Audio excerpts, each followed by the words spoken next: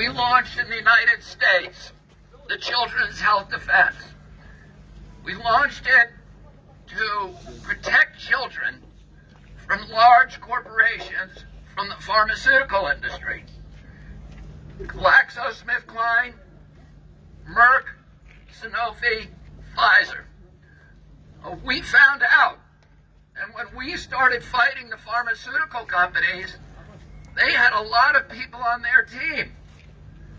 They had the telecom companies who were trying to put in 5G. They had Google on their side. And Google is a vaccine company. I didn't know that. Google makes vaccines.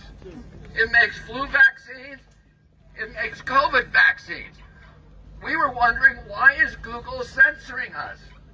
Why will Google not let us put anything, any truth about the pharmaceutical industries on the internet? Facebook began censoring us. Instagram, Vimeo, YouTube, all of them began censoring us. Then the telecom companies came in, Verizon, AT&T, and we recognized that we were a local company in the United States, a local NGO. These were international companies. You've all heard of Glaxo, right? You know Glaxo? Yes. It is a European company. It's international. Facebook is an international company. Google is an international company. We had all of these institutions trying to silence us, trying to make us not tell the truth to people, and we realized we cannot win this battle as a local American group. We need to reach out to our European brothers and sisters who care about their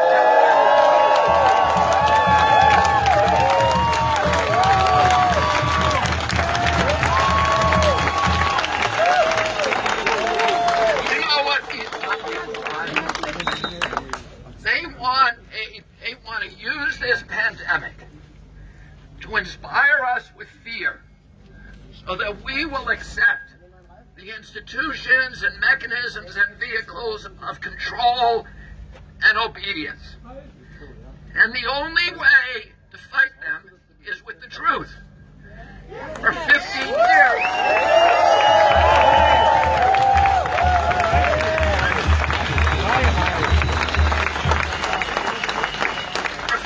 years, I have not been able to go on television in the United States.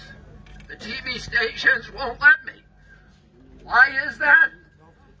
Because their revenues come from the pharmaceutical companies.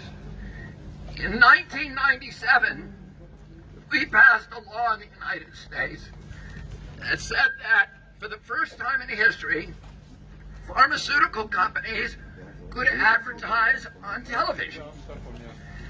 There's only 2 countries in the world that allow that, New Zealand and the United States. And what happened? Today, out of 22 ads on the evening news on CBS, ABC, NBC, and CNN, of 22 advertisements during the evening news hour, 17 of those are paid for by pharma. That means the pharmaceutical industries are not only advertising, but they control content. Anderson Cooper works for Merck. All of the announcers that we have on Even TV that they call themselves journalists, they're actually just pharmaceutical representatives. And they cannot afford for us to tell the truth to the American public or to the global public. The only reason there's only 1 million people at this protest is because you're the ones who have looked into the truth.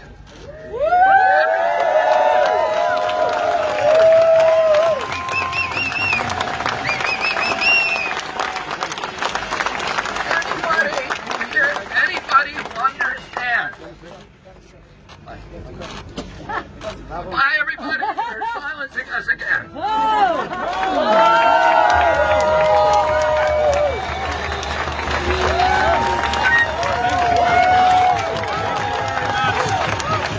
Muchas gracias.